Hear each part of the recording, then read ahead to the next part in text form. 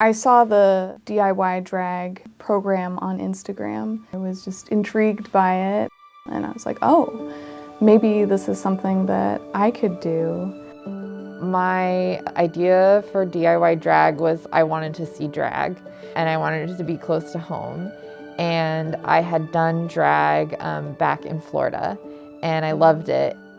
But moving here on the east side, it's been really hard to find like queer friendships. That was a huge part of like wanting to start this. So our workshop is 10 weeks, and it starts with just sort of like the foundation is learning about what the class is like. And then from there, like character creation prompts, people lock in their numbers, people start testing out the makeup and the hair. We practice on stage.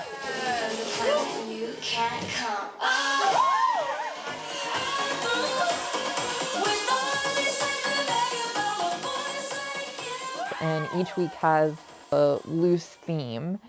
So like this time it's queer magic, and people collaborate together on like how their numbers are gonna fit into that. They framed it as a choose your own adventure type experience, so it can be whatever you want it to be.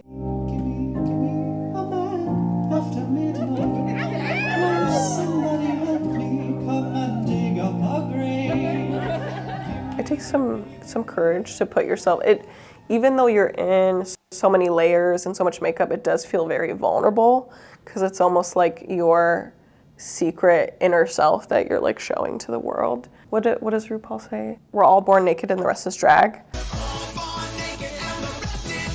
If you are thinking about joining the workshop but you're kind of on the fence, I would say just do it anyway. It's not gonna hurt anything to just try. I will also say the power of drag, don't underestimate it. So like wearing a wig, putting on makeup, putting on costume, like that really does transform you and your confidence. There's been a lot of growth happening just in these past few weeks. Like I almost feel like I'm a different person from when I started. I came into it really nervous and shy, and then once I got into it, I just got so excited about all these ideas and just being around all these inspirational people. Like the community was a huge part of why I love the program so much. You know, 1 hour a week drag class it's not a ton of time, but people hang out with each other outside of class, and people stay friends after the class, which was like always my kind of long-term goal of like, I want people to feel queer joy, and I want it to create sustaining like friendships. Some of the friends that I've met in drag class, I would now consider like some of my best friends. And as an adult, I didn't really know how to make those friendships. Where do I meet these people, especially in somewhere like the Eastside and Bellevue, where there's not as visible of a queer community. And so that was another really great thing about the class, is just providing that space to meet queer friends. I can sing as well as you. Yeah? Sing for me. Oh, It's beautiful! you're beautiful! My hope for the future of the workshop is that it grows into whatever the community needs it to be, and it's just that it's able to connect people and bring people queer joy, and I want people to feel connected to where they live, and for it not just to be something that's like on TV or online. We've always been here and we'll always be here. Like, drag is the future, trans people are the future, and I love seeing us thrive.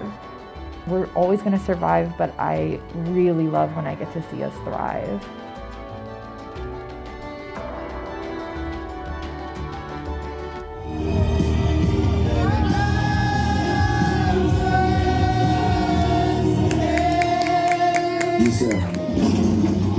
Risky Bailey.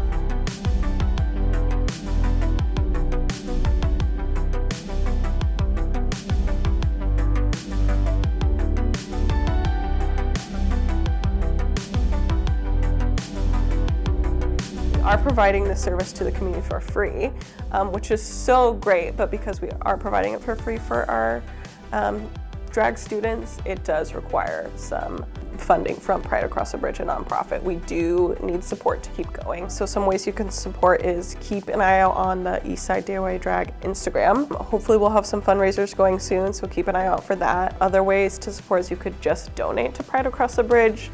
They have donation information on their website and Instagram, and just put in the memo Eastside DYG Drag.